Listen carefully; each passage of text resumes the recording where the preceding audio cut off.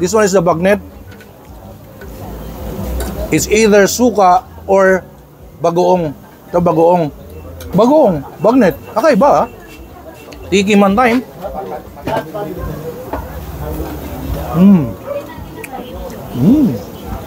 Namiss ko yung amoy na yun, ha? Nanuot eh. Yung amoy bagoong. Sarap. Kakaiba din ba? Nasanay tayo sa mga salsa na Mang Tomas, mga kung ano-ano.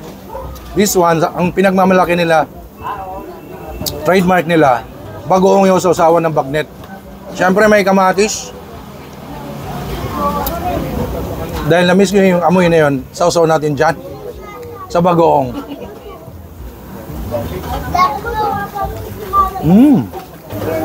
Sarap. Strawberry flavor po yan. This one ay kiwi. 59 pesos lang at sa init ng panahon ngayon, dapat natin tikman yan. Na-excite ako dito sa strawberry flavor, eh. Oh.